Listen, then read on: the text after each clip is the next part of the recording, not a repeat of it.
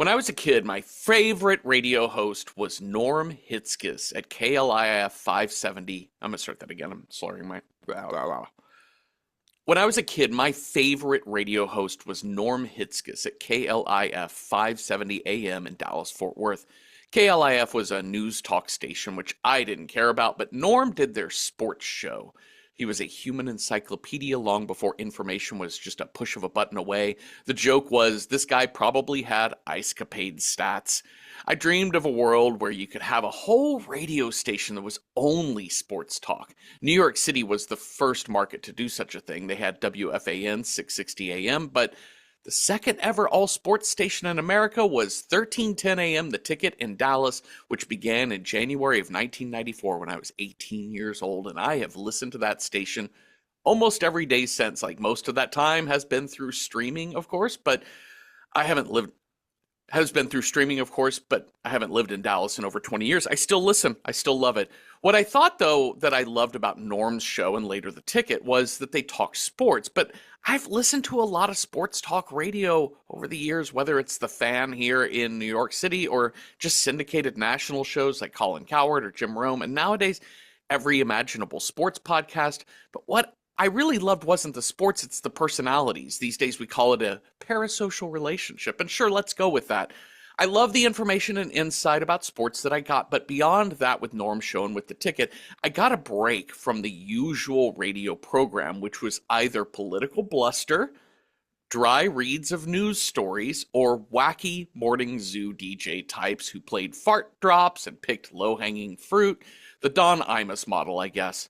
I thought about Norm Hitzges while watching the radio station scenes in Rob Zombie's The Lords of Salem. Like this tiny trio of zany radio people trying to channel Howard Stern, but in reality just becoming Weenie and the Butt from Family Guy. Long before podcasts, Norm Hitzges knew how to balance well-researched and thoughtful commentary with a sincere conversational approach. And I know show business cannot, by its very nature, be real life, but it's at its best when it creates that simulacrum. Hi, Cecil. Hi, Jeffrey. What's the most cursed song you've ever heard? Uh-oh. I mean, the one in this movie is pretty rock solid. It's good. It's good. The Venga bus is coming. And then you get the weird old man, young man Six Flags advertisement. Yeah. Yep. I think that's probably going to be up there. That's pretty strong. Like almost anything that has an annoying earworm quality, like yes, is pretty rough. I would say for me, because I somehow didn't hear this song for the first time until maybe like 5 years ago, is that song by Crash Test Dummies from like 1993. How did you not hear that song, Jeffrey? Somebody was playing it for me. Were you in a coma? I don't know. Somebody was playing it for me, and everyone was kind of like, were we on tour? I don't know, but somebody was playing it, and I was like, what the shit is this song? And whoever I was with was like, it's Crash Test Dummies. I'm like, I don't know. Like, how did you miss this? Yeah, that song was like that song was very everywhere at a time when the monoculture was still very alive. And yeah, it is probably pretty cursed. The other one I will throw out there, and I think you've heard this song, and I find this song very funny, but it is a song called Parked Out by the Lake by Dean Summerwind. Yes. Not the real songwriter's name. He's actually a real country musician. I forget his real name, but he created, I think, what is a banger of a country music ballad, but he filled it in with shitty lyrics, kind of like the Chacarone song. Shitty? I'm sorry. Shitty. No. Shitty? I would say haiku lyrics. They are. So I'm going to... Minimalism at its finest. Every line is just, I'm parked out by the lake 80 miles from Santa Fe. And it's just a variation of that sentiment over and over throughout the whole song. And I fucking love it. I think it's incredible. I think he makes a really compelling love ballad out of it. Like Juliana Finch was the one who she introduced that to me. Now I think you have played in our van on tour the most cursed song. Oh, which is Spice Girls Wannabe by Pluff Nub, where it slows down by half a beat the lyrics Uh-huh. and goes down half a tone Yeah, so every lyrical verse. Pluffnub is a YouTube musician.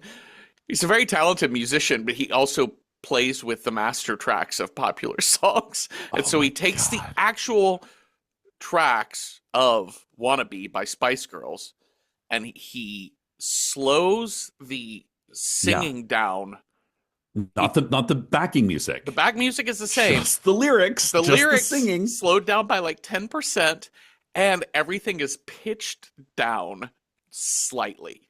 So they're Oh all God. just out of tune and But ugh. it's like a lobster in a boiling pot of water that so we were driving through Albuquerque, New Mexico, and you put this song on unbeknownst, and I instantly knew what it was happening. Mm. And then it was listening to Mal Blum slowly lose their goddamn mind, like not comprehending what was happening. We're like, why is Jeffrey playing Wannabe? I was like, maybe he just likes this song. Symphony Sanders started screaming because she knew what was up. Yep. And then Mal just lost their goddamn mind. Yep. It's so good. So take a moment, pause this podcast, Yep. listen to the most cursed song on the internet. I'll put a link to Wannabe over on YouTube in the show notes, so check that out. Because It's there is great. there, we rolled folk, horror, and technology. Uh-huh. And listen, I think this movie is a good representation of both. Yeah. And segueing from wannabe, cursed wannabe, into like there is something so evocative of music, and there is something joyful, glorious, Amadeus, Mozart, Bach is represented in this movie, and then you have something that I find really fascinating, which is like the Venus and Fur, the two songs by Venus and Furs, which are like sexy, but in a dark, ritualistic kind of way. Hmm. And then you also have this repeated refrain of the Lords of Salem. And I think it's just really fascinating how music and technology combine to make, to evoke a mood. I do too. And If that mood also, is witches are coming to get you. yeah, there's also the idea that these ancient witches are using the technology of Yeah. broadcast to reach people. Yes. Uh, I've said this before on the show, but my favorite type of 3-star movie. You go look this up on any review site, and it's going to Yep. tell you 40% on Rotten Tomatoes, or Hmm. 4.7 stars on IMDb, or whatever. And listen, this movie isn't good in a lot of ways, but it's also incredible in a lot of ways, right? Yeah. And my favorite 3-star film is the one that is just swinging for the fucking fences. And Yeah. and this movie is constantly swinging for the fences. It's also a very I'm sort of interested now that we're like in 2026, we're starting to get a more clear picture of the decade of the aughts Yeah. and kind of how it bled into the 2010s. And this feels very Hmm. much like Hmm. an aughts movie, even though it Yeah. came out in 2012, 2013. But we have a main character with white dreads, just kind of matter of fact. She, yeah. White dreads, the big furry coat with the kind of almost famous, Uh-huh. you know, chick from the Almost Famous coat. Yep. Oh my God, the I like The you have to rectangular go. glasses. Oh my God, I had a pair of those. Oh, Those were I the had last pair of lots of glasses that those. I had before I got LASIK. Uh-huh. Um, yeah, it was a time. It It was a was a time. time. It very much But was. so yes, there are some things that you're like, ugh, I don't know. I don't know. But I will say this, I want to give the set designer, the art director of this movie, like two big Yes, enthusiastic kisses on the cheek. Because 100%. this movie is just filled with cool looking lamps and wallpaper and prints. God bless it. Even a lot of the establishing shots I think are really, really great, like the streets of Yeah. Salem, Massachusetts in like gray, overcast, like it's Yeah. very It's shitty town Massachusetts it's looking. a New England winter. Yeah. And to it kind of bounces back and forth between what looks like black and white, even though we're shooting in Yeah. color. They don't have to use a black and white filter to create a sort of element of drab gray. Yeah. And I mean, everything in Heidi's apartment is Uh-huh. black and white. Her wardrobe is either like kind of wild 60s print, like Paisley's, Uh-huh. but mostly it's black and white, Yeah. which I think is kind of a cool metaphor for this film, which is like you've kind of got your black Satanist witches and your good white knight on a horse Right. with his silver hair representing the good of the world. Yep. And well, this is pretty clear who wins in the end. Yeah. This movie also kind of has this. I was really intrigued with the narrative choice of this film. Not narrative choice, the kind of the depictive choice of the witches in this movie. Okay. To I think it was Janina I was talking to about we have a hard time letting go of the Salem witch trial Yeah. narrative that they were real witches, right? That there is Hmm. and as opposed to it was literally like a witch hunt that we were using to kill women. It was And probably a land grab. yeah, I mean, who even knows why ice exists and what we're doing? I mean, we know why, but it's tied into Yeah. all kinds of crazy fears that we use to stir up in order to destroy the people we just deep down don't like because of misogyny or racism or xenophobia or what have Because you. they were playing crazy music in the middle of the woods in the middle of the night and they were making Yeah. me crazy. They must be witches. Now, playing bone flutes probably didn't Hmm. help their case, but No, and whatever. or if you're behaving sort of strangely or what have you by whatever the norm is. But this movie is interesting because at the beginning we start with these witches around a I love bonfire, it. like just screaming, They're "We going love you, hard. Satan!" They're going They are hard. I going love I love hard. that this movie is like kind of a slower, like it's a slow-paced Rob Zombie film, which is kind of a not two things that I would not normally put together. No. But I love this choice to go real hard in the beginning Hmm.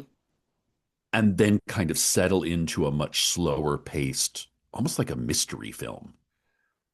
Yeah, it actually feels a little like a giallo film to me. It feels kind of Yeah, like an American Argento. yeah. It's got its moments of big splashes of color and gore, but you're right, it is kind of deep down a mystery more than a horror. It's a trap has been set and is slowly closing on someone that doesn't know they're in a trap until it's way fucking too late. Yeah. But we have to establish just how freaky deaky these original witches are. And listen, I love it. Uh-huh. I think it's great I do. because the commitment, man, like they're committing to this, like each of the witches goes around, they're like, I denounce the usurper, Jesus Christ, I hate you. And like each one but they all have a different kind of personality. They're like, they look different. Like it's the vocal and the physical choices of these actors are like you said, they're shooting for the moon, they're Uh-huh. swinging for the stalls, Yep. and sometimes they actually connect. Yeah.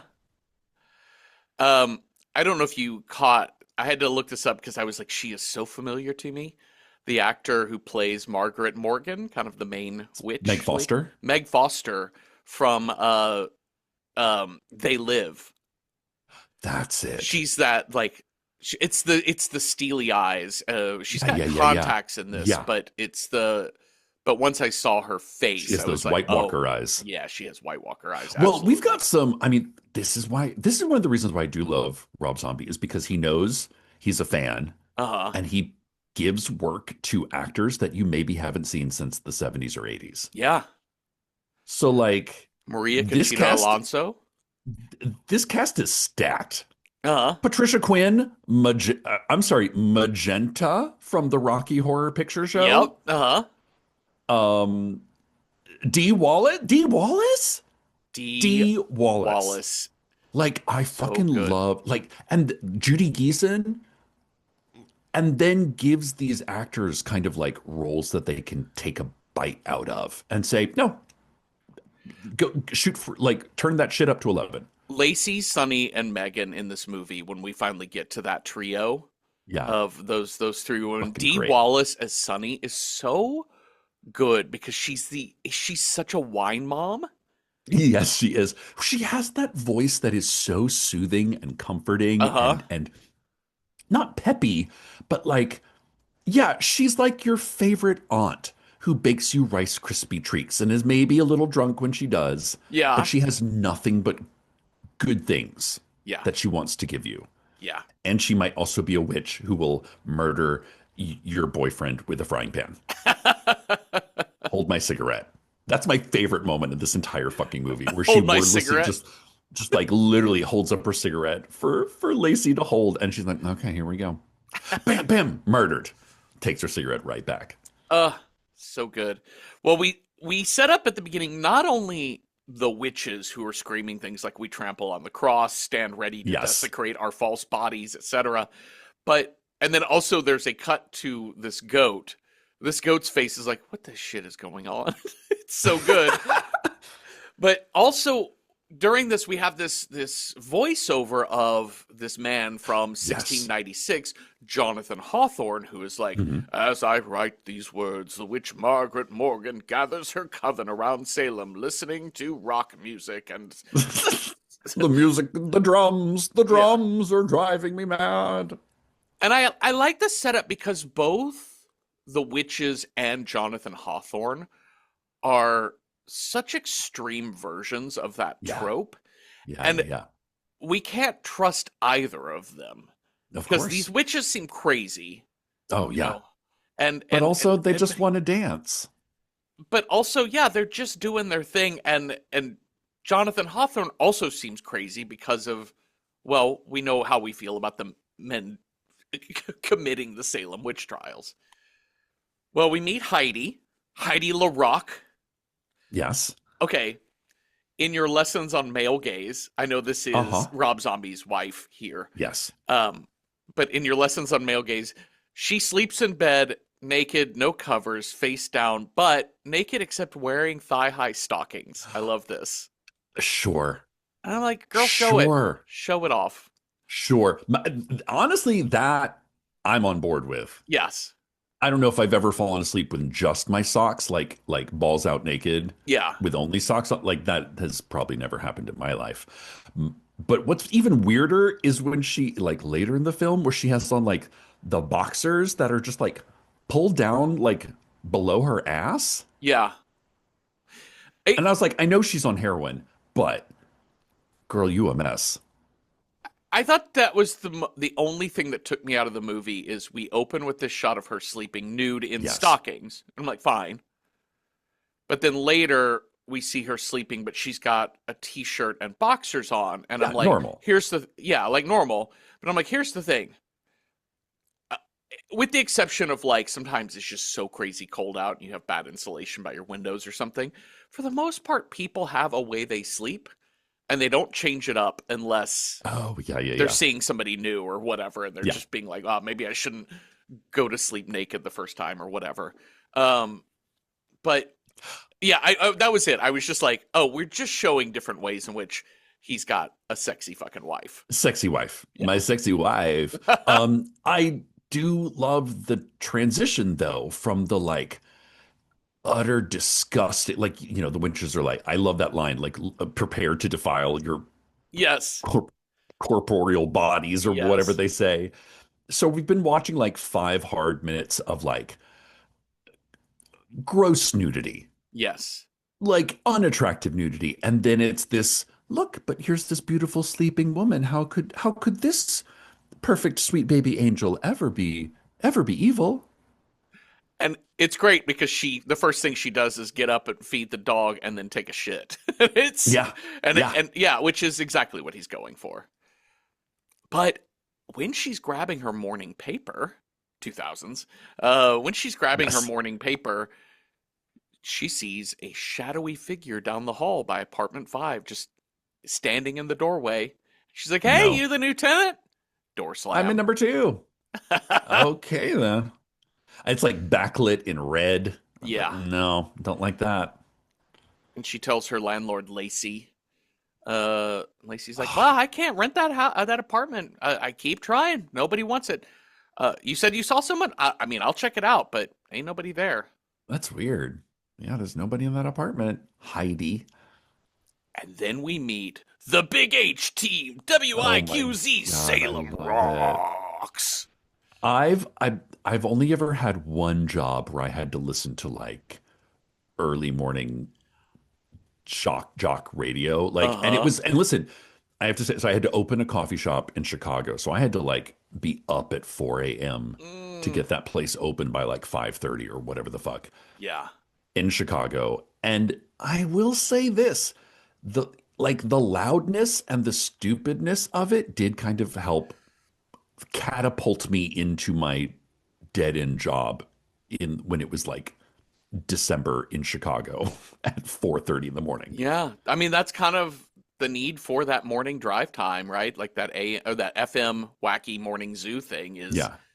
everybody's in a fucking grumpy mood because Or they're having to they're drive to like half goddamn work. asleep. And yeah, You're because half they're, it's like an extension of the alarm. yeah. And then when And I got into work, then I could put on whatever music I wanted to listen to. But it was for the drive yep. to the coffee shop. It was dumb, but Yep. it helped get me out of bed. Yep.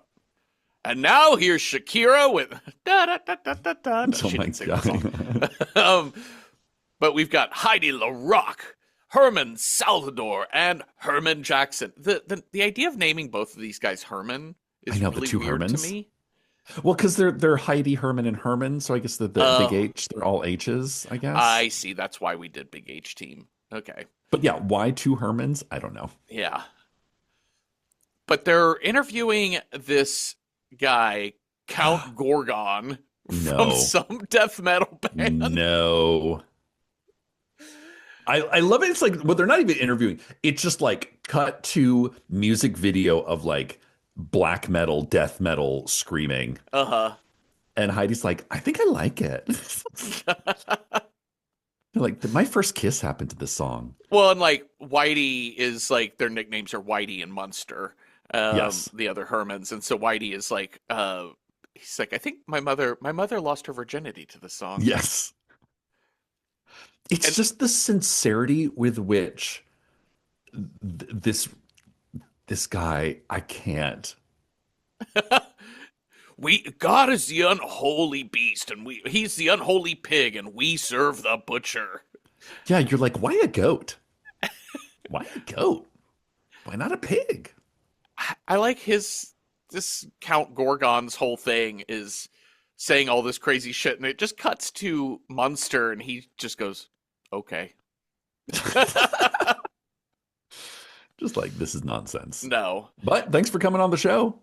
Oh my God. But I was, triggered by all of the crazy like fart drops and sound effects I that love it. I mean, I think it's it's so hilarious. funny, but I have a part of me that's like, no, like I'm averse Yeah. to that. Like it's a Like every misophonia noise, to fart like drops. every word has a stupid sound effect to go Yes. to it. Yeah. Uh, let's see. So we've set up that they do this like I guess late night Yeah. It seems like a Friday music night, Saturday show. night. Yeah. Yeah. Well, Heidi's received a package, and it's in this really nice wooden crate Uh, from a band calling themselves the Lords. And I like this setup. It makes sense because any other person getting this, that would be weird. yeah, But yeah, she's a yeah. radio DJ, Yeah, does rock music.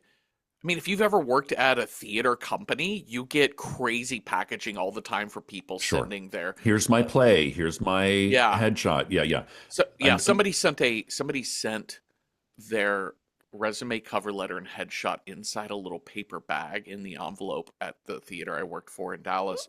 And when you open it up, like a lunch paper? yeah, Like a just a paper simple sack? paper bag. And when you open it up, the first line of the cover letter was, "I can act my way out of one of these." Shh, no. Directly to jail. Directly to jail. We did. We called the cops. We called 911. We're like, and they were no. like, "Oh my God, we'll be right over."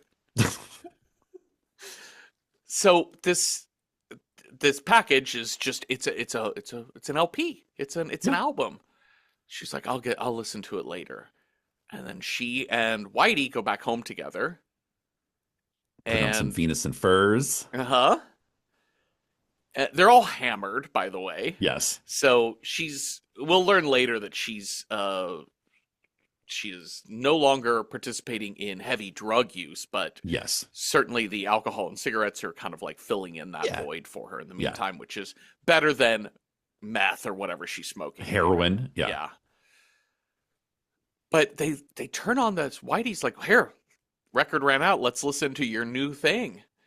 I love the look of this record. Like, it doesn't look like a modern record. Mm-hmm. It's smaller. It's thicker. It looks evil. Mm-hmm. Mm-hmm. And I love the fact that when he puts the needle on, it just goes zzz. He's like, oh shit, sorry, I owe you a new record needle. Zzz. But when she puts it on, works perfectly. Yeah. Like, this is not for you, sir. No. This is for her. No. And so Spice Girls Wannabe starts playing. Yep, absolutely. And he's like, oh my God, this is garbage. Maybe we should play Smash or Trash with this thing tomorrow. Yes. But Heidi is having a reaction. And she is having visions of those crazy witches. Them crazy, all of them witches. I want to listen to their AM morning or FM morning drive show. God, right? And it's like in this imagery, they're cutting a woman open and taking the baby out of her, and then licking the baby and going, "Ooh, gross! Your innocence and cuteness disgusts me."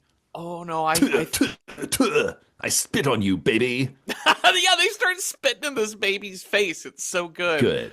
Oh, I fucking love these girls. They're so much fun.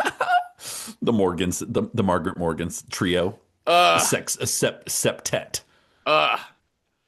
Get me on. What's their Witcher? What's their dating app? I don't know. But oh my God, why isn't there a Witcher dating app? Maybe there is. Y'all let us know. Or witches by witches. Yeah, like Witcher. Pansexual, pangendered Witcher.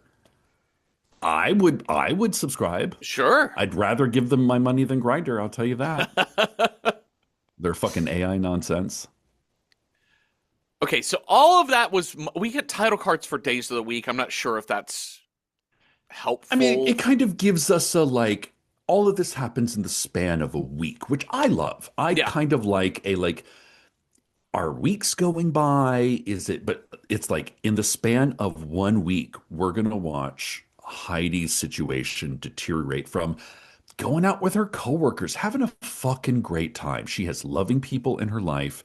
She has a situationship that is like kind of fun, but also like they work together and, they have a complicated relationship, but she's like, you sleep on the couch. Yeah. Like but it's like you see her devolve from there to where she ends up and I think it's important that like in these psychological supernatural horror movies, when like one person is targeted and they're kind of ensnared in that mesh of fucking crazy horror movie bullshit, just how quickly it can deteriorate and how like the lead character is just trying to figure out that they're in a horror movie, which I don't think Heidi really does ever. No, she's in the part of the horror movie where the horror is the metaphor for her life. Yeah. Whereas in the horrible stresses on her, like everything is starting to affect her. And in a lot of ways you could, if you wanted to say none of the supernatural stuff is real in this movie, you could say all of the witchery stuff is the horror movie or is the metaphor for her drug use, right? It's the way in which she's having a hard time readjusting to the world as a sober person. Yeah. Because But as she, yeah, she's very committed to that. Like she's yeah, going to her AA meetings. hmm She's like granted she is going out drinking tequila, which I'm sure they probably frown on in NA, but uh-huh, hey, you know, yeah, don't tell your sponsor. You'll be fine. right. But I only mean to say that like the call of the drugs is so Yeah, difficult for her. palpable. Yeah. Yeah, and so you could have that read pretty easily too. That And it's especially always going to when be that like return to evil. she's surrounded by people that do see, not her coworkers, but the sort of her landlady and her kooky friends Uh huh. that seem like we have your best interest. Like, hey, just come and drink a bottle of wine with us. Yeah. That kind of the lure of the enabler. Uh huh. Listen, we're just gonna do like a little bit, just a little bit. Yeah. You'll be fine. Just like two hits. So she's gonna interview. She and the Hermans are gonna interview Francis Matthias, author of The Truth About the Salem Witch Trials, and he is. Oh, I'm I sure think that's this. well-worn territory that no one's ever written a book about. That's right. This guy Bruce Davison is great in this He's role. so Like good. he. I talk about like show business cannot by its nature be real life, but this Yeah, man most closely resembles his character than almost anyone I've ever seen on film. Like yeah. I know this college professor type. Yes, I yes. Like he 100% know works. this man. He is the town historian. Uh-huh. He's like a good-looking older gentleman, He's that yeah. like you see him on the street and you're like, I bet you have a jacket with patches on the elbows, don't you? And I was trying to put my finger on what it was, and I think there's a you know what it is that there's a big fish small pond feel to him Mm. in that like he's not cartoonishly arrogant or anything No. like that. He's actually very likable, but he does strike me as the person who he's got the sticker on his book at the local bookstore. It says local author. Do you know Hmm. what I mean? And he comes in and Sure. does Oh, signings yes, and all kinds absolutely. of lectures. And so Yep. he's kind of like big in his tiny little circle. Yeah. And there's nothing about him that's really unlikable other than you can there's just a little twinge of that type of arrogance Yeah. to him, which I love. Yeah. This is one of those points that it did kind of like take me a little bit to process what he was saying. Not that it was complicated, but that like the moral part of it, which is when they're talking to him about the Salem witch trials, he's clearly coming from a point of view of, hey, these were real things where we murdered like 25 women and Yeah. men for if you count the people we let rot in prison as well, Hmm. that it really was just a way in which these were like political murders. Yeah. But when Heidi asks him, but was there like any reality to witchery? And he says, instead of saying no, that's not my angle. My angle is these are real people. He says Yeah. witchcraft is nothing but a psychotic belief by a delusional state of mind. Oh, And that felt out of nowhere to me. That black and white black and thinking, white, yeah, that's true. That's true. you know? Yeah, it's counterbalancing the like we spit upon the cross. Yes. Yeah. Yes. Okay. And it's also, he does come to like, and the Boston, Salem, Massachusetts, Wiccan Yeah. Local 495 is a peace loving, nature loving group. They Yeah. exist, but Yeah. magic, girl, you delusional. Yeah. We got to have a bunch of jokes about women who don't shave their armpits because of the Hmm. mention of Wiccans. And then they do Smash or Trash on the album from the Lords of Salem. And suddenly, every woman in town I love this. who's listening to the radio gets put into a trance. I love this because I think this is the insidious nature of the power of technology and the power of music and like Hmm so you have these like seven creepy old women spitting on babies out in the middle of the woods in the 1600s. But what happens if you give those women a megaphone that reaches Yeah. everyone in town? Or what happens if you I would listen to the Margaret Morgan podcast What? that Oh could yeah. reach an international audience. I would listen to the podcast with Judy Geese and Patricia Quinn and Dee Oh my God. Wallace. Yes. The trio. God, Yes. those like the palm reader, the self-help expert, and the landlady. Hmm. Like that would rule my life. This is okay. Okay, so I loved this scene where all these women go into a trance. Yes. But this is by the end of the movie, I kept thinking about that, which is why I said earlier that Rob Zombie is doing American Argento.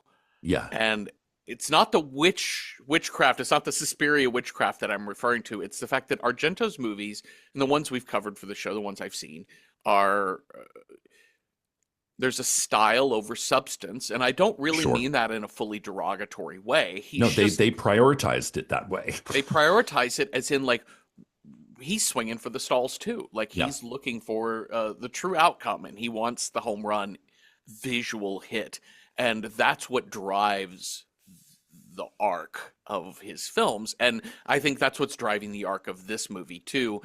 But the part of you that craves plot and Yeah. continuity, Yeah. who wants a smart film, as it were, Yeah. like whatever we mean by like a smart film, a literary film, is to say that I want to see what you just said, which is I want to see how this affects all of these women Yeah. Yeah. or the Yeah. way in which, like, where this is going to go. But this goes nowhere with any of these women. Yeah. It doesn't really.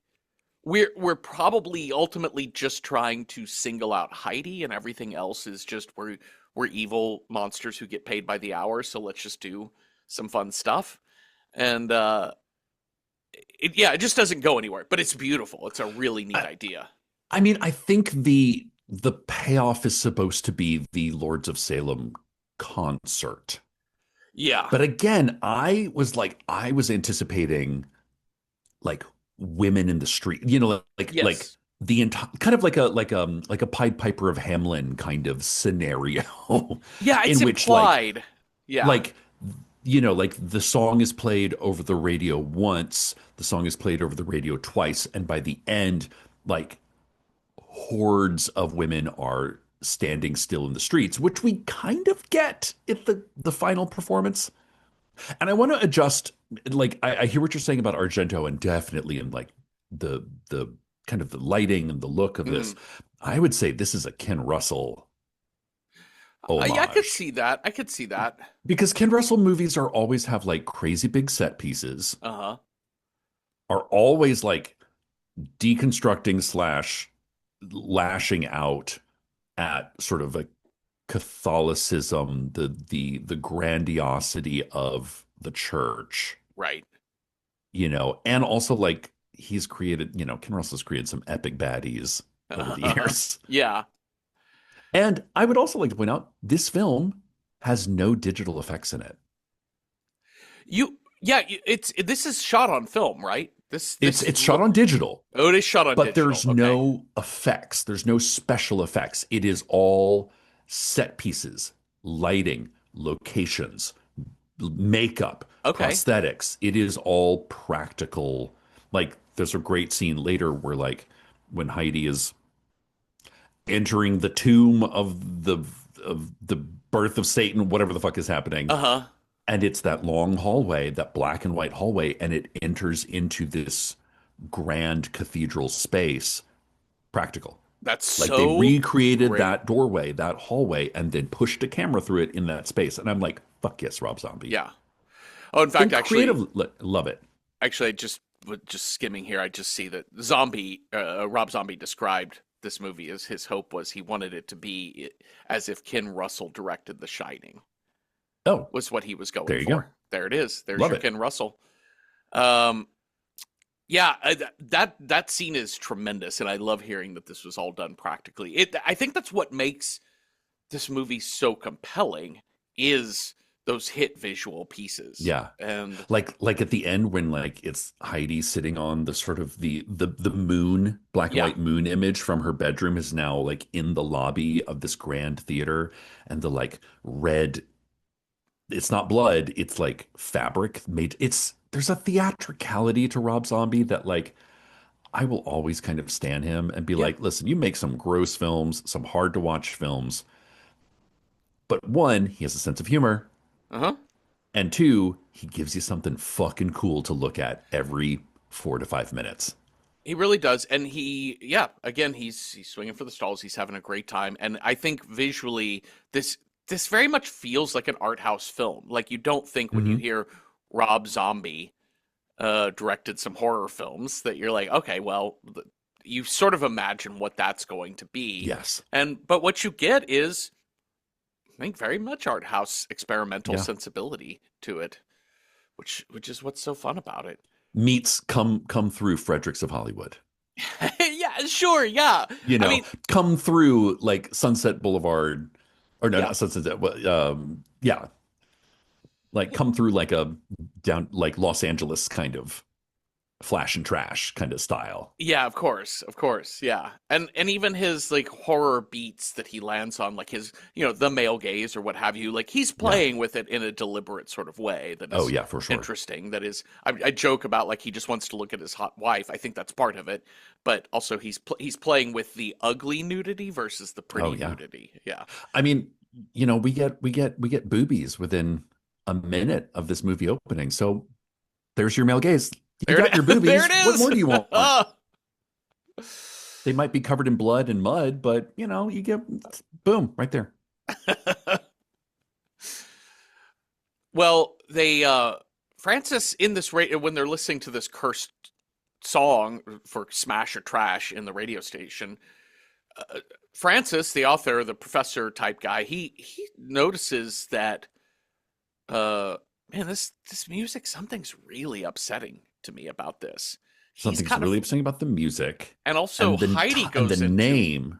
Oh yeah, yeah, she's like, I can't just turn it, like it's giving me a migraine. yeah, mute it in my earphones, and And it's more the name that they're like, because I think it's the Lords um of Salem. yes, the Lords of Salem kind of is like, that sounds so familiar. And Hmm. that's going to be like, that's about as much plot as we get in this Yeah, movie. Like, that sounds familiar. To the library I go. Oh, yeah, look, I found it. yeah. He goes and finds. I love how easy it is to find books in these movies, library books. He finds a book written by another older white guy author, Hmm. and in that he finds the phrase "the Lords of Salem" and the writing of John Hawthorne, who we heard at the beginning. But John Hawthorne also notated the music he heard them Even playing in the woods. that's convenient. It is, and he's What gonna is the what have. is the like what's the fretting? What's the chord structure there? Yeah. So tell me what you want, what you really, really want. So tell me what you want, what you really, really want. He's gonna have his wife Alicia, played by Maria Conchita Alonso, Brilliant. star of stage and screen, and he's gonna have her play that on the piano, and he realizes, oh, the thing he notated It's the same is music. the same music. Because she recorded it. She's like, "Oh, baby, when you were on the radio, I recorded so you could listen to yourself." He's like, "No, I don't like. I hate listen." But oh, wait, did you record that weird song that they played? So he Yeah, has like a, and I think it's interesting that Alice, his wife, never seems to be affected by the music. You know, plot that's hole, true. sure, Yeah, but she does seem to be like nonplussed. that's true. Yeah, completely unaffected. Completely unaffected. It's because she's smoking a joint in the bathtub. She's like, I don't have time for Yeah. this business. I've got other things to think about, mostly my bubble bath. Right. So we're gonna meet the trio. We're gonna meet Lacey and her Fucking love these sisters. three. Oh God, come meet my sisters. Uh, this movie does this thing where it's, we at the beginning when we saw the figure in apartment 5, like shadowy figure in Hmm. the Hmm. background, which is Hmm. so great. I think for me, I think the the the weakest horror parts of this movie are these kind of visual jump scares. Yeah, I yeah, liked the shadow in apartment 5 to start. Like yeah. that's great. That's a very like mama sort of thing of like, Yes. no. Yeah. But before visiting these ladies and having her wine party with them, she goes upstairs to feed her dog Troy. And as she turns on the kitchen light, there's just like this gnarled looking witch lady standing on the counter that she can't see, but we can. I guess it's like it's the spirit of Margaret Morgan slowly penetrating the reality of this world. Like she's Maybe. not fully in the world, she's just like an apparition. Yeah. But what we get is like silver Bondo body paint, Uh-huh. you know, Yeah. which is cool. Again, it's fucking cool looking. Yeah. Does it make sense? Not as much. No. I, But we do get some fun jump scares out of it. yeah. Yeah. I think it was, for me, it's the timing of it. You know, when you see a Yeah. light switch turn on and then there's a figure there you don't Yeah, yeah, expect. yeah. Yeah. I this one fell into that weird cavity between scary and funny.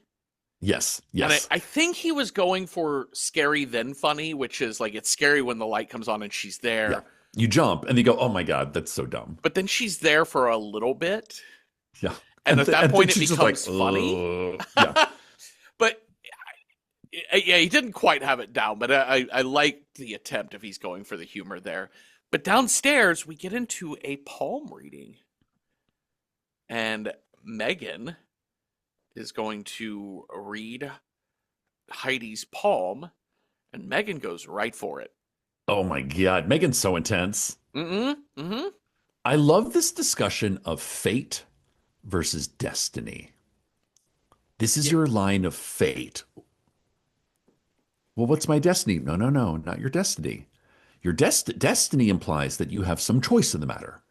Yeah. You take an action to fight the monster, to run away, to do something, not do something. Fate is predetermined Yeah. by three metaphysical women who measure your cord and cut your cord. And you have no fucking choice in that matter. She culminates all of this in you have to make peace with all of the dirty, sexy thoughts you have in your head and dripping between your legs, or however she phrases What? that. You're like, this is a bit much. I'm gonna go to bed now. Yeah, I may be a little too drunk for this. I And I like love that Lacey's like, it's so annoying. You get so intense, Megan. just like don't pay any attention to her.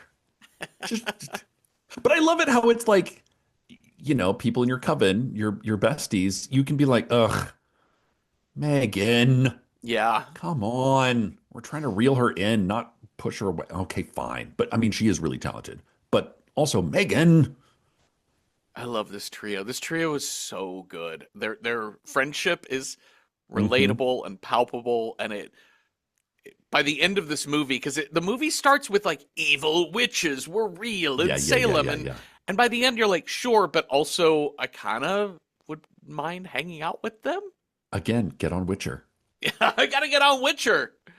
Okay. And it's also the sort of the come on in and have a glass of wine. What can it hurt? And then later when Heidi is starting to go through it, like that shot of them appearing in her peephole Uh-huh.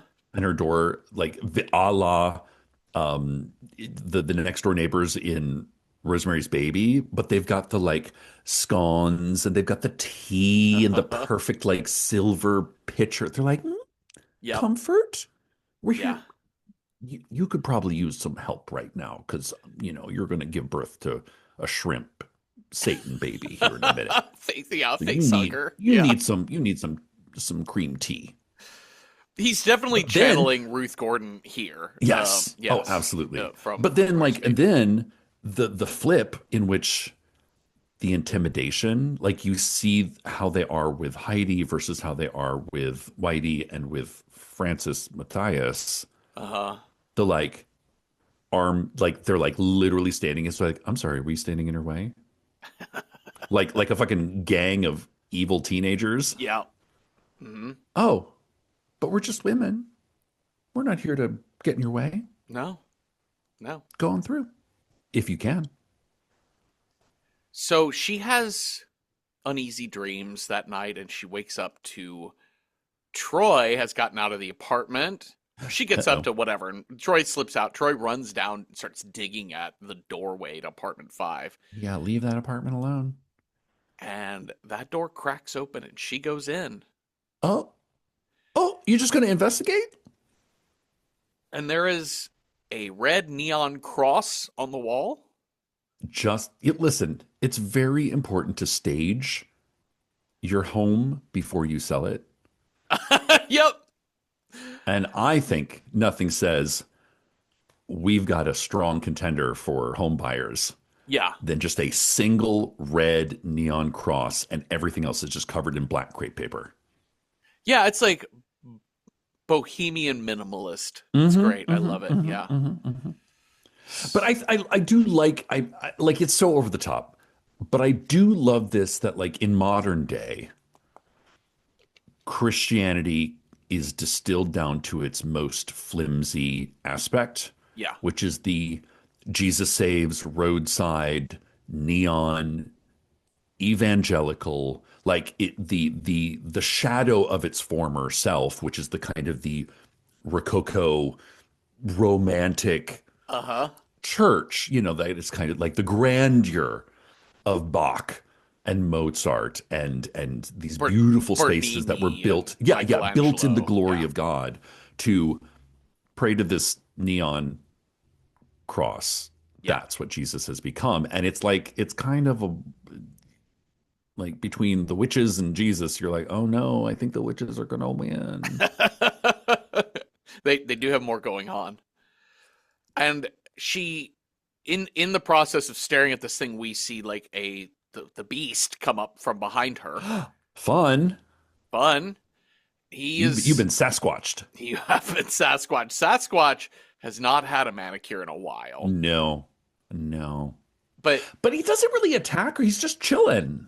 yeah, he's just observing her, and it's more depicting the beast's presence at the bonfire. Because Yeah. it flashes sort of back to the bonfire where the beast is present around these women.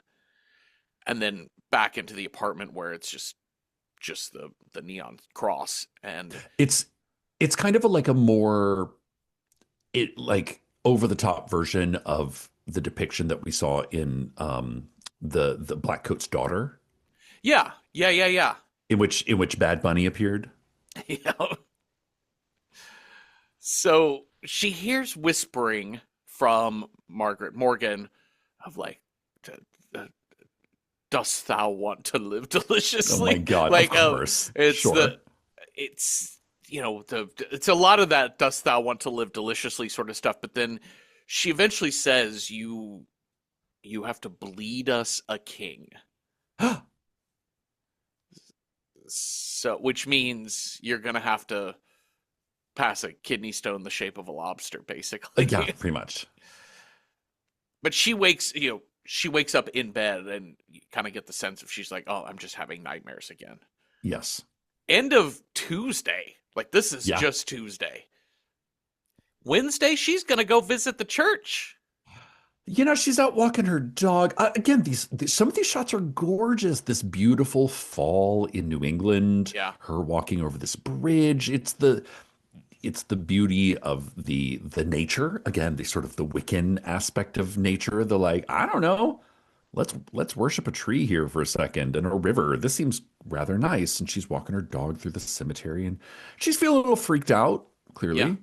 So she wanders into this church. It's very pretty and quiet inside, and hot priest from not the one from Fleabag, but a different hot priest. This is more of like porn star priest. Yeah. Yeah. Like male stripper hot. Come on in. What brings you in? You seem like a girl with loose morals. Here, why don't you give me a blowjob while I scream preach about at you? Yeah, where he starts screaming about, there's a war waging in heaven. God does not spare angels when they sin. Only I can save you. Really? And then, yeah, he definitely is. He goes from like normal priest to saying all this stuff and then forcing her head down into his lap. And then suddenly we see his face and he's like spitting Yeah, it's a shot of blood or what have you. he's like paled out, Uh, black eyes, black goo coming out of his mouth, which is like you're like, "Oh." And then we get the reality of the situation, which is she has fallen asleep in this church and this priest is like, "Hey, you fell asleep. Are you oh shit. Oh, oh, I'm sorry, okay. ma'am. You can Yep. stay as long as you want. Yeah. Jesus saves."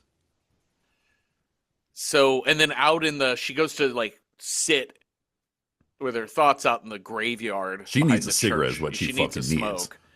And then she sees a man walking a goat who isn't actually there. Just I do also love the repeated use of like the iron mask.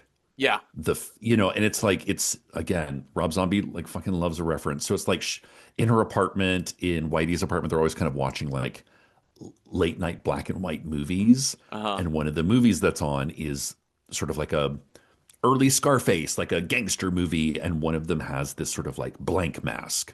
yeah, This dude has on a blank mask. Later on, all these sort of like masked figures in nun outfits, in nurse outfits, in surgeon out, like this kind of the institutions of man are all kind of the same, and none of them are going to help you. And then we do get a payoff for that, which is the iron mask that is put on Margaret Morgan yes, as she is sacrificed by the Puritans. yeah. She's executed and Mm. around this fire. Uh, Lots more happens that we've already talked about. This is where we kind of get into Francis and his library adventures and things like that, and Yeah. him looking into uh, the music that Hawthorne notated. Heidi, they play the music at the station another time, and Heidi just is like, I can't, and like winds Yeah. up in the bathroom, locked in the bathroom, crying. Yeah. And then there's like just a shot of just rats covering her apartment hallway. Uh-oh. Wednesday's done. Thursday. So We got tickets to the Lords of Salem. We got 100 free tickets. Show is free. Come on down to the Salem Palladium for a free concert. Whitey comes to visit Heidi, and he's that evening and is telling her like, "Hey, you were freaking out yesterday. That was really weird." And then she starts coughing Yeah. blood.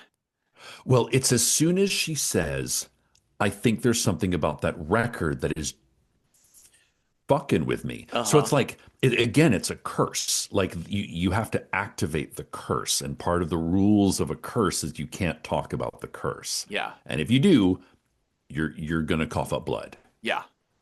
So like there is like it's subtle, but it's there. And which I think is, again, God, there's another film.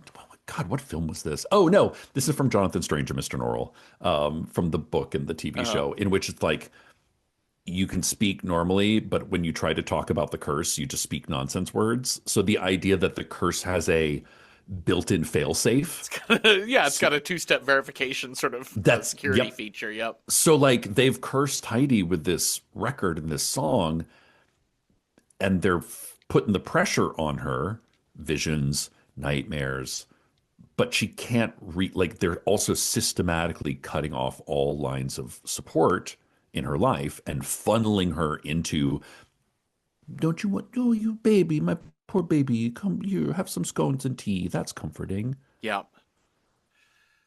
But he calls 911, and suddenly there are gray-faced men dressed as nurses, as surgeons, and then they start pulling out her intestines. Well, at first they just touch Whitey, and he just dies. Yes, he just sort of goes.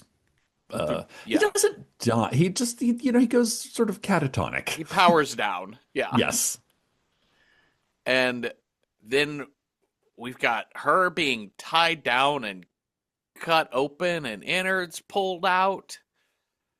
And then boom, she's awake in bed. And the weird iron mask figure, like poster thing on her wall is crying blood. Yes. Dope. It's pretty dope. I'm thinking about redoing my bathroom in this style. And then when people come over to visit, I'm going to like press a button, And it and starts then the crying. walls are going to Yeah. weep Oh, blood, so good. and then never mention it to them. Oh, you have a blood feature in your home. I love that. Huh? What are you talking about? Well, all of this is a lot to take in. So, you know what? These these Marlboro Reds aren't doing it for me. I need the hard No. stuff. And so she Yeah. goes to buy her. To the dealer she goes. Yep. I like that this dealer is so nonchalant about his dealing that Oh, he's yeah. like, you know what? I'm the red door with two skulls on it in the alley. Yeah. Like, you know exactly where you're at. It's Friday, and she is smoking her meth and listening to French instructional language I tape. mean, listen, you got to fill the afternoon somehow. And Lacey comes in. It's like, I thought maybe you could use some company. Yeah, you seem down. Yeah, come hang out with me and the girls. Well, Francis has learned through this other author that he met that basically Margaret Morgan had put a curse on John Hawthorne's entire family line. And he looks up Heidi LaRock, clearly just a nom de plume, just Yes, a yes. stage name. Nom de radio. Nom de radio. And it turns out her full name is Adelaide Elizabeth Hawthorne. Uh-oh. Okay. He gets on Ask Jeeves. Just familytree.com. Okay, listen. Familytree.com.org.edu. If you've ever done any type of genealogy research. Oh my God. Is it this easy? No! So is not. It's all just laid out there, all the research. It's got a full fucking family tree. You can just track back to anyone Easy you peasy. want. Easy peasy. So he realizes she is a direct descendant of John Hawthorne. And he tries calling her, but it's Megan who answers the phone, being I like, love this. I'm sorry, you have the wrong number. Don't ever call here again. Also, it's rather rude to be calling this late anyway. Bye, bitch. Like, in that way that, like, only, like, someone from the UK can, like, double backhand you. Uh-huh. You know? Quite. Are those the shoes you're going to wear?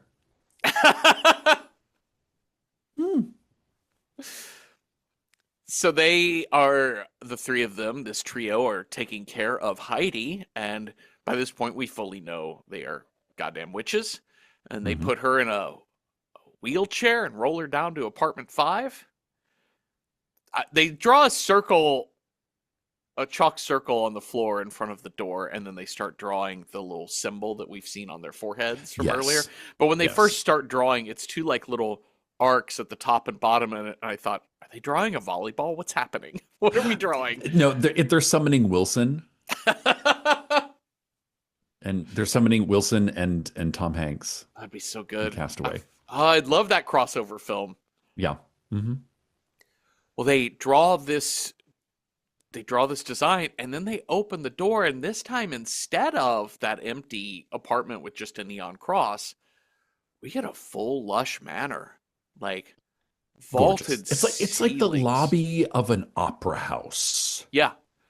You know, I don't know where this was shot. I wish I had found that information, but some of the interiors are fucking gorgeous. So good. And the crystal chandelier and all of the gold banisters and then the red velvet couch is stunning.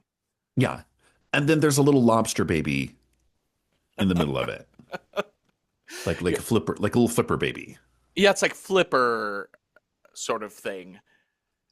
She is in like full face, the poster of this film. She's in that full like white faced black. It's kind of like Day of the Dead skeleton face. Yeah. I was like, oh, she's doing it's Dead Presidents. That's what the makeup I was thinking of. Yeah, she's gonna go rob a bank. Uh-huh.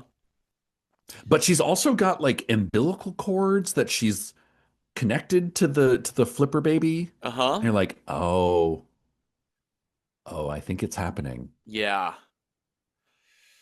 So She's attached to this tiny demon monster, and there you go. And then the ladies are gonna take her back out of the apartment and tuck her into They're bed. like, oh, I love how like gently they tuck her in. Again, there's like so many shades of Rosemary's Baby of like the they're like, we're gonna use you to summon our Lord Satan.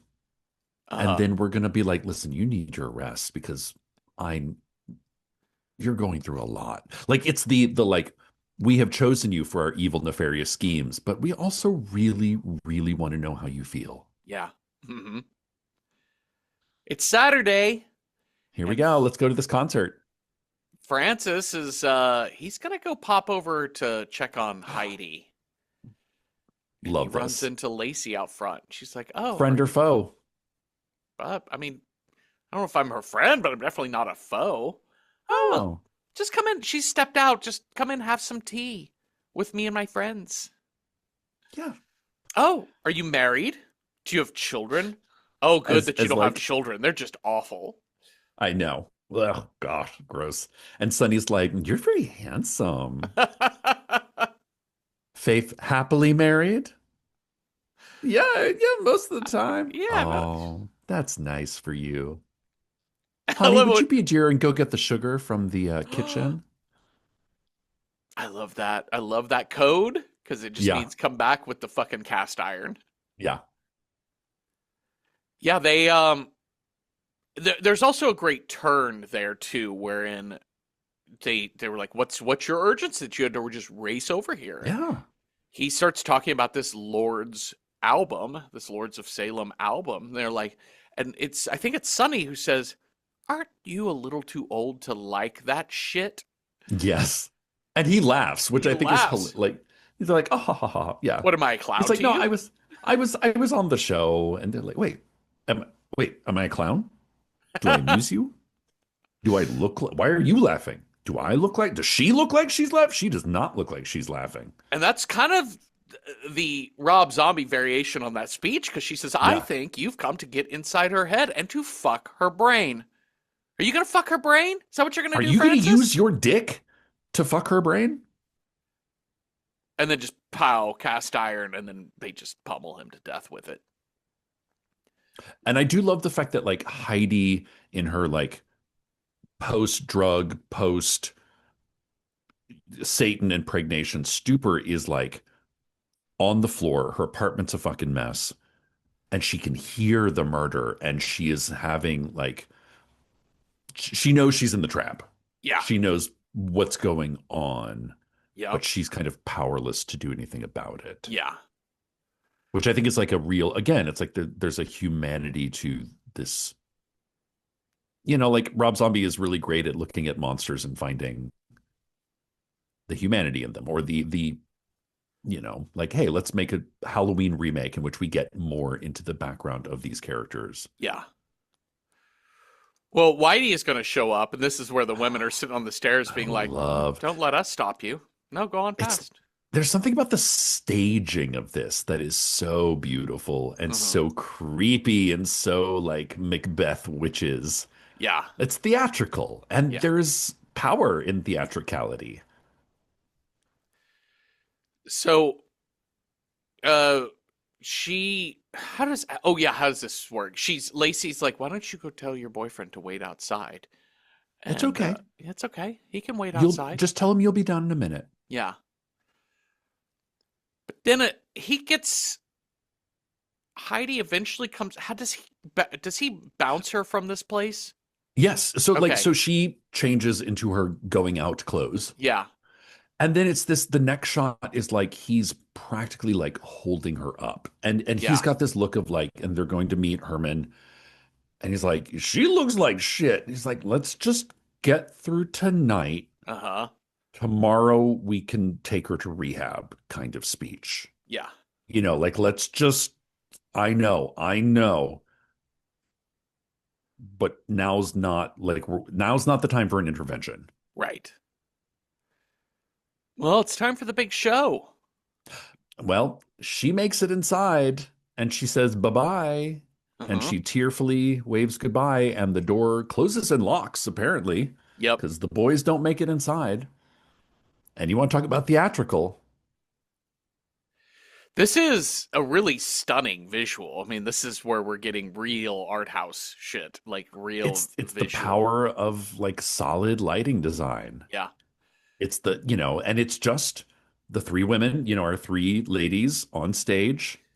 I also love the smatter, just the scattering of Yeah. little heads above seats. You can see how Yeah. sparsely attended this is, but they Yeah. have the people they want, I guess. Yeah. It's also the anonymity of the people. Like we're all seeing them, like the curtains come up and it is blinding white light. It's Yeah. everything your lighting director in college told you not to do, Yeah. but it looks fucking badass. And then Heidi is perched like in the mezzanine, backlit like a fucking angel, just completely like in a trance. Uh-huh. It's very like all for you. This is all for you, Heidi. So when we do the Night Vale live show, I'm the MC. I do the intro, and I have kind of a set intro that I do, but I Yeah. think I'm gonna change it up now. And I would like to start all of my Night Vale intros with "Welcome, whores of Salem," but I'll just Yes. insert city name there. Welcome, Whores whores of of Cincinnati. Portland. Yep, Yes. perfect. Yep. So Are you yeah. ready to rock? And yeah, so we've welcome. They also say we've been waiting for you, Heidi. Yeah. We have a very special guest in the audience tonight, Uh-huh. Heidi, who's going to have our Lobster Lord baby. And now our opening, we're the opener, and now our main act, Margaret Morgan and her Satanic Septet. Uh-huh. And they are fully summoned, and these ladies have fucking bone violins and bone clarinets. Sure. They're in the bone We're gonna zone. we're, and we're gonna play this Mumford and Sons songs to you. Uh-huh. There's yeah, they're all like walking toward Heidi. There's also like there's a weird moment where there's like a bright red dildo being jacked off in the Oh yes. what is that happening? Well, it's these gray men, these gray Yeah, people of institutions of man. So right. it's like cardinals and bishops sitting on thrones, but they're just holding dildos, slowly That's it. jacking themselves off. That's it. Like, as in, like, the church is less concerned with saving you from Satan and more concerned with pleasing themselves, Yes, of is course. how I read it. I wrote down the line because she ends up getting on a goat, and I wrote down this line because I think it's a great line. If we choose to ride upon the goat, we know what agony shall be, and put that on a coffee mug. Yeah. There's your Witcher profile tagline. Don't talk to me till I've ridden my goat. Don't talk to me till I've ridden my goat. I'm a mess. It's goat o'clock. It's goat o'clock somewhere. It's goat o'clock somewhere. Get that goat. Mommy needs her goat. Oh man. So then our like kind of last shot is the birth of Lord Lobster Satan. Yes. And it's Lucifer kind of this T. like Lobster. eldritch, a mini eldritch abomination, like lots of little phanges and It's a face hugger kind of thing. yeah, kind of like little chittering, gross, unhuman things from the deep. Pepe the Prawn. And all, yeah. yes, king prawn, King Prawn. jumbo prawn. And also all the attendees of this performance are all stripping off their clothes and joining the band on the stage. Yep. And they will create a human naked pyramid for Heidi to stand upon, sort of as a anti-Madonna. Yep. And we hear, oh God, I didn't write down the song. There's some Velvet Underground song that they're playing. What shall all the poor girls wear? Yeah. Yeah. Heidi is atop a pile of naked women, and then it For just all cuts tomorrow's parties. Yeah, and then it cuts to just home videos of her playing with Troy, of her dog. It's very like sweet. well, she's like in her Madonna garb. Yeah. In her unholy Virgin Mary garb. She is like, her eyes are whited out. She's like, it's the the not anonymity, the smoothness of a saint, of Yeah. an effigy of a saint that is like, you can kind of read whatever you want on it, but it has no expression, Yeah. versus the like, she's sitting in the park playing with her fucking dog, like the most life you could possibly have versus the least life you can possibly have. Yeah. And then it is credits, but we do get a little bit of an epilogue of just the radio, not our guys from the radio, just some other like news radio or TV station saying that the mass suicide of 32 women at the Salem Historical Society auditorium or what have you. Plus, still no leads on the disappearance of WIQZ host Heidi LaRock. She disappeared. Who could even know? I mean, those boys dropped her off at that theater, so I feel like they would have told the police, yeah, she was in that theater. Yeah. I know, and I do love the radios, like, on the very same night as the mass. I'm like, you think these things are linked? Do you Maybe. think? You think? Let's go interview her coworkers and her landlord. Yeah, it just seemed weird that they didn't have that. I know script wise why they have to break it down like that, but it did seem very strange. The end. Shall we rate this film, Cecil? Yes, let's. All right. So, on a level of approachability, if you're horror squeamish, how approachable is The Lords of Salem? With a rating of 1 to 10, 1 being not approachable, 10 being very approachable. I mean, I might give this like 6 out of 10 morning zoo fart drops. Mm-hmm. It's not scary. There are a couple of like false jump scares in the movie and a couple of those like creepy faces in the background. Mm-hmm. Mm-hmm. Oh yeah. We do get our gore of like being like disemboweled sort of thing. Yeah. A lot of bathing in blood. Yeah, but it doesn't really linger on it. And when we do see the murder of, say, like Francis, he's pelted to death with a pan. This isn't like what was our short, Fist of Jesus, where we're just watching blood splatter everywhere. Yeah, not that. He's got like a trickle of blood on his head, but like the shot is from the person with the pan. You don't ever see his body. So it just has a couple of like, let's pull some like thick rope covered in goo out of a person. And that's kind of it. So I don't know. I think it's pretty approachable. I do think it feels way more super stylized. Yeah. It's gritty Argento or kind of more sinister than scary, maybe. Yeah. So I think it's fairly approachable. 6 out of 10. Let's go with that. Content warnings for, there's these noisy jump scares, a couple of them. We have the sexual assault dream in the church. Yep. We have the blood and gore I described in the witch burnings, what have you. So there you go. 6 out of 10 for approachability. But to speak nothing of approachability, how do you rate this as a horror film, Cecil? I mean, as a horror film out of the Rob Zombie canon, especially, this one kind of holds a special place in my heart. I think it's because it is more restrained than some of his other films, and I think because it does deal more in the folk horror genre rather than the like murder cannibal family genre, which is awesome, but like I kind of appreciate the themes of this film a little more, and I gotta say the soundtrack is pretty fucking dope. Yep. So for that reason, I would also give it 6 out of 10 half drunk bottles of white wine. Perfect. Well, let's figure out what movie we are going to watch next. You've got a scare die, I've got a style die. We'll roll those up, see what movie matches those two things.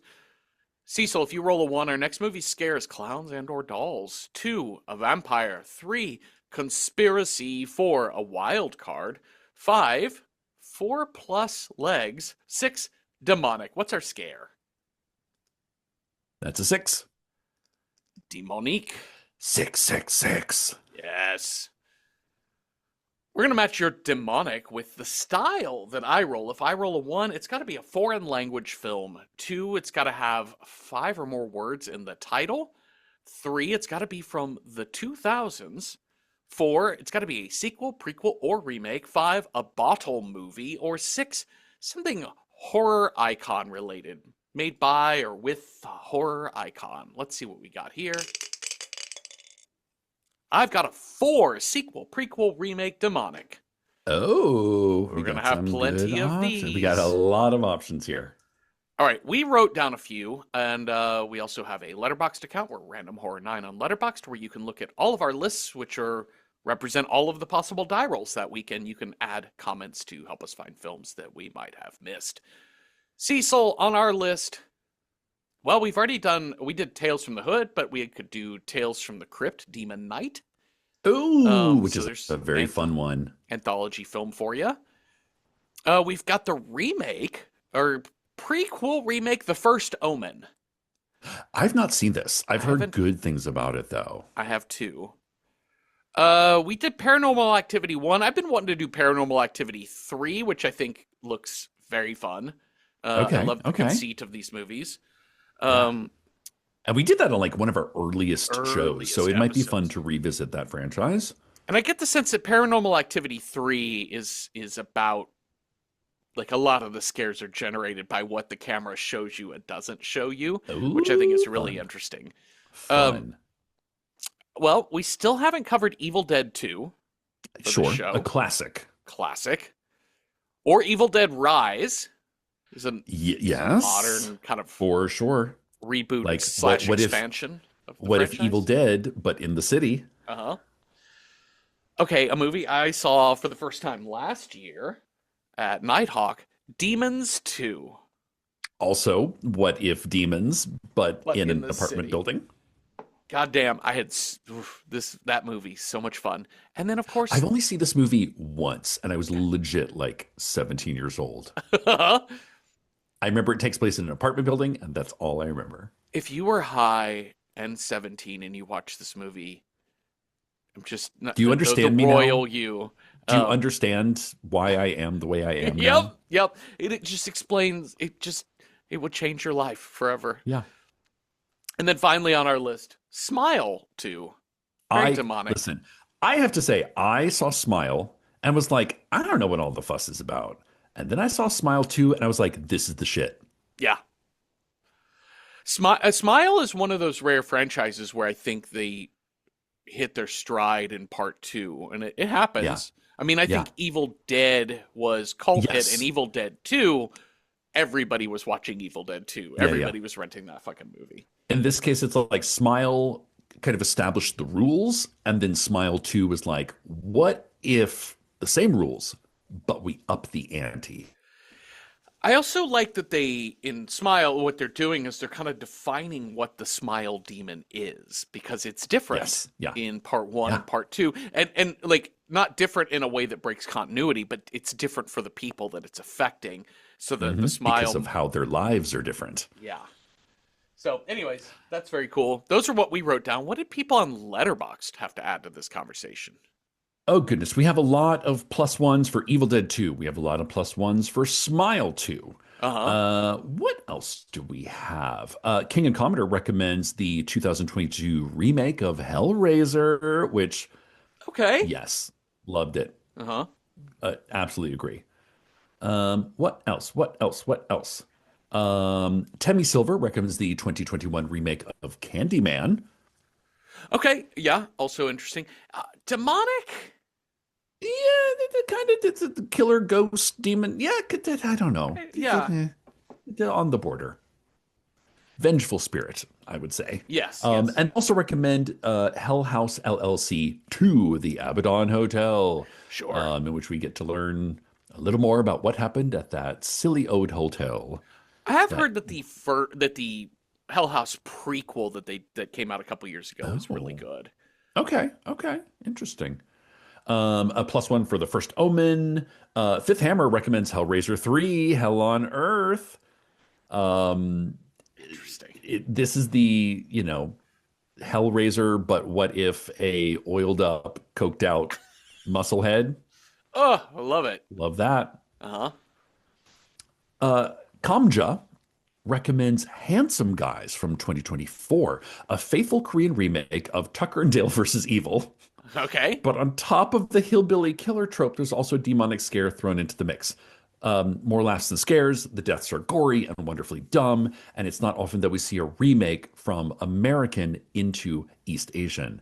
That That's sounds really fascinating curious. to me Okay. because it's like the opposite of the A-horror pipeline, which is like, Yes. hey, look, we made this cool movie in Japan or Korea. Now we're just going to cast a bunch of white people and set it in Seattle. Uh-huh. Uh-huh. Jazakai recommends Blood Diner from 1987, a spiritual sequel to Blood Feast. Two brothers are entrusted by their uncle to uphold the ritualistic cannibalism of their ancient cult of Sheetar. And in order to do so, they have to prepare a feast of sacrifice for the resurrection of their goddess. Amazing. Oh, and Cupadupa recommends the American remake of The Eye, speaking of, Jessica Alba one from 2008. Yeah. Okay. Oh, sorry. And oh, no, can't skip this one. Aetherios. God bless you, Aetherios, for bringing this into the mix. Oh, The yes. Exorcist 2, The Heretic, 1977. Tasked with investigating the death of Father Marin from the first movie, Father Lamont meets with Reagan and learns through hypnosis that Marin had exorcised the same demon from a young boy in Africa. Lamont then travels to Africa in search of answers. This is another movie that is like so bad. Uh-huh. It is singular in its badness that it is actually maybe kind of good? Question Okay. mark? Okay. Well, we have some good ones, like we often say. This is pretty rich. Yeah. We have some really, really good ones. We came off a week where we were a little thin for folk Yeah. horror meets Yeah. technology, but this week we've got a lot of good ones. I do have bad news Oh. that Handsome Guys is not Oh. available for At streaming. those international movies, it's sometimes real tough to find them It, in. Just Watch only comes up with one app that is running it, and I've never heard of that app before. Uh-oh. So, You're like, um, hey, you want a virus on your computer? but Watch I this movie. but I did look up the Wikipedia page for it and the movie poster, the theatrical release poster. Hilarious. I really want to see Nice. this movie. It looks really fun. Okay. What are you feeling, Cecil? I think we should roll for it.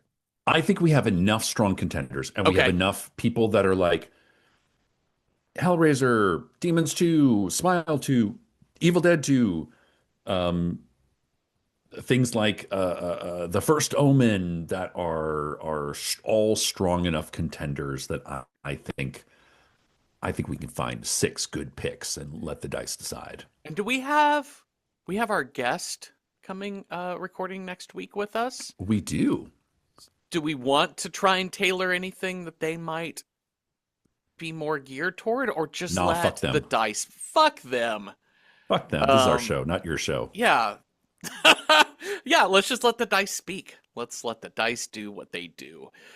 Draft order, Cecil?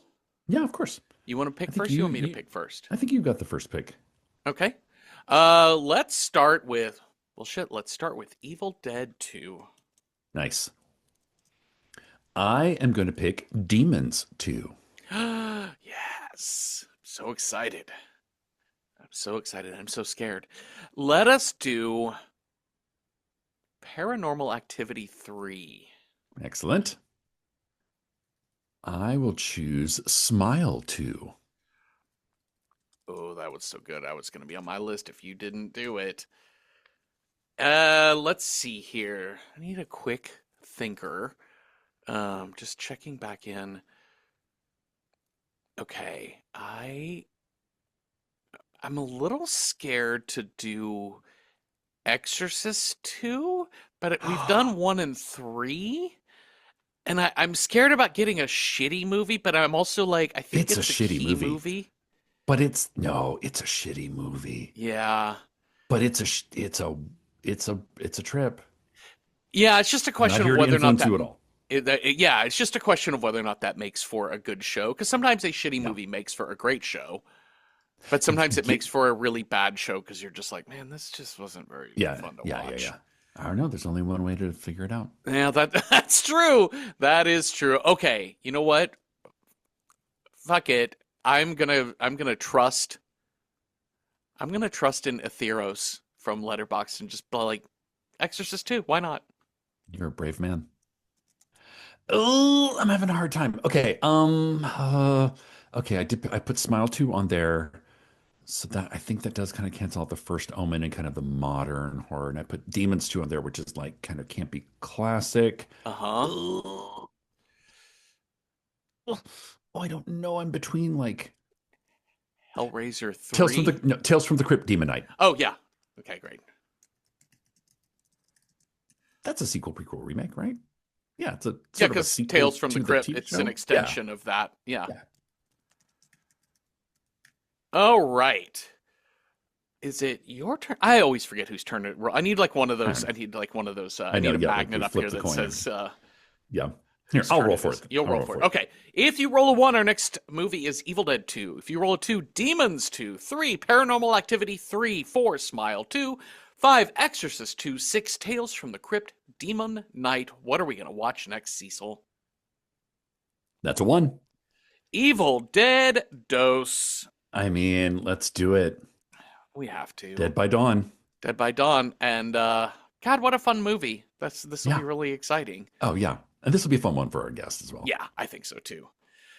Wow. Okay, great. How exciting. Thank you all for listening. Thank you, Cecil, for talking with me. And if you have thoughts on The Lords of Salem or ideas for other movies that would have been great, demonic, sequel, prequel, or remakes, let us know at Random Horror 9 on Blue Sky, Instagram, or on Patreon, where those public discussion threads are public. You don't have to be a paying member. So watch Sam Raimi's Evil Dead 2 with us this week and come on back next Tuesday for a new episode. Have a restful night with no landlords requiring you to birth a lobster baby or nothing. Boo. Boo!